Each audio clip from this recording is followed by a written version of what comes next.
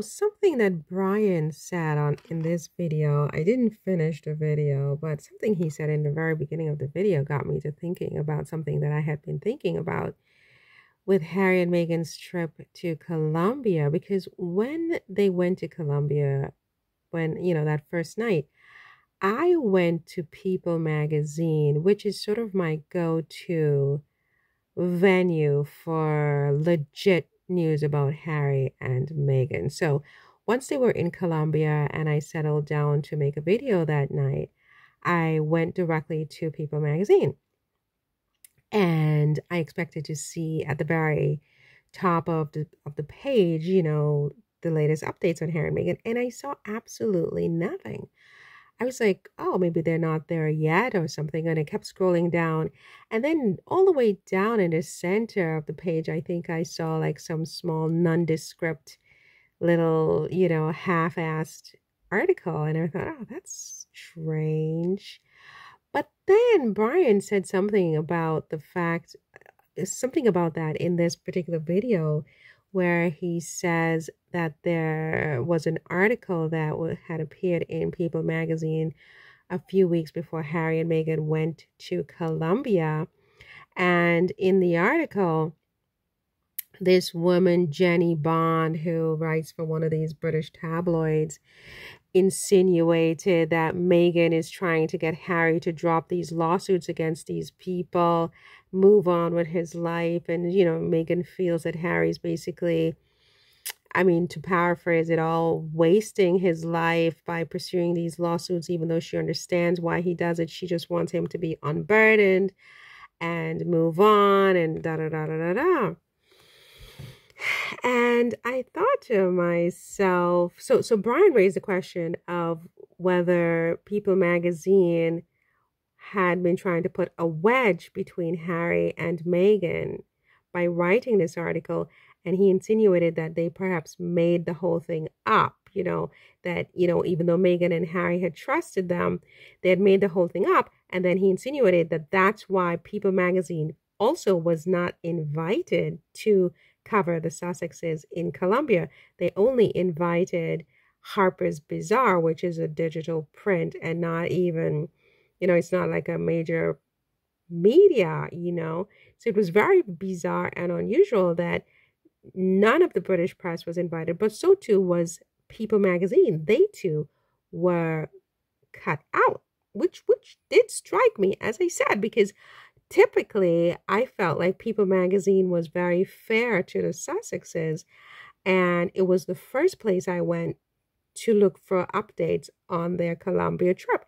And usually there wasn't much. And if there was, it wasn't like a top tier headline.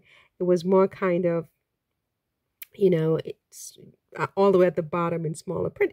For that matter, so too was the Harper's Bazaar. I had to sort of scroll down to the center of the page.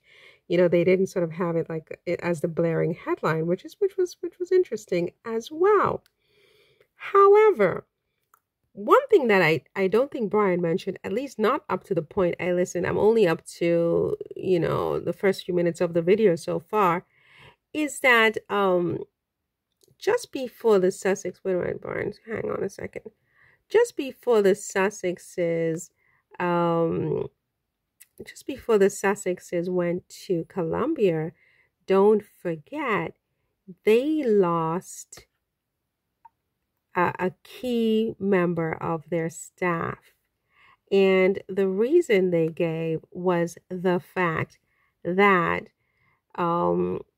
this was a mutual parting, and the fact that it just didn't work out in terms of, both sides saying that it was not a good fit.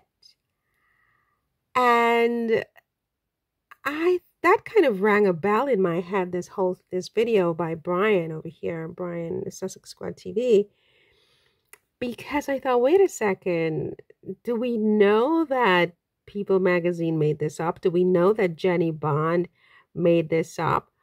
Do we know that someone in their inner circle did not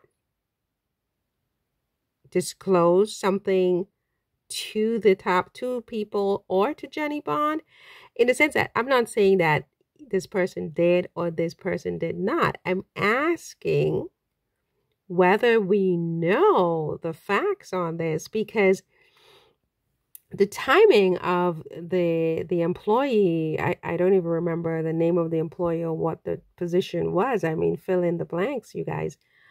But this was a key employee to my recollection, and this person was let go. I'm not even sure if it was male or female. This person, yeah, right. This person was let go, if I recall correctly. Do correct me if I'm wrong. And both sides said it was not a good fit, right? And the timing was such that around that same time, this article came out where Harry, it made it sound like Meghan wants Harry to leave, whatever. And clearly, this kind of conversation could have happened. It could have happened in private between the Sussexes and this particular employee, or between one member of the Sussex couple and this employee, and it could have angered Harry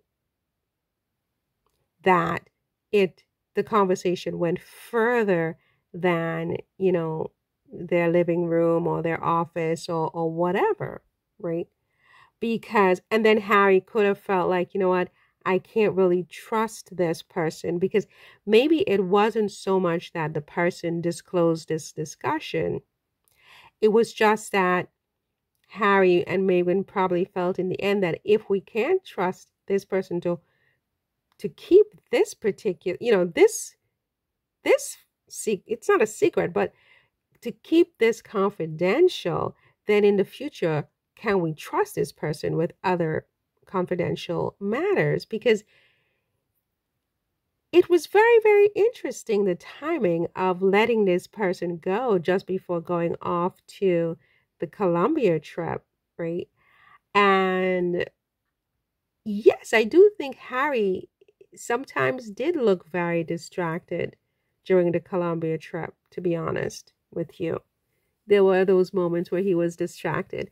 So I think there are a lot of things going on behind the scenes.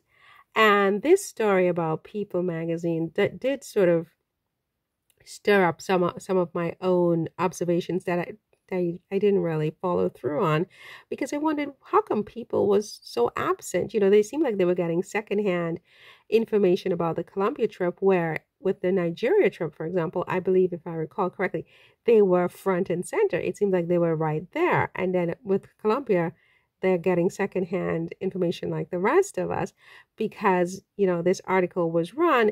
It was an inside job. It's to me, look, I'm not saying it's a fact. I'm saying it's my theory, right? I can be proven wrong, right? But I have a feeling that this has more to do with more than just Jennie Bond running her big mouth. It's like, who is her source is the question. Who is her source? And then you sort of look at Harry and Meghan's inner circle, and then you remember that there was an employee who was recently let go. Again, I don't know if it's male or female. I don't know the position of the employee, but I mean, you fill in the blanks, who was recently let go. And you wonder whether it was a situation, after all, that the Sussexes decided that, wait a second, we can't trust this person, because how did People magazine get this story? How did Jennie Bond get this story? This person is a potential leak in our very carefully built, whatever you want to call the, Montecito, the Montecito vaults or whatever. I don't even know. Vault is not even the word. And so that's what this is all about. That, in other words, it's more complex than just the fact that Jennie Bond used Meghan's name to get Harry to do something. It's that perhaps something was said and discussed in confidence, right?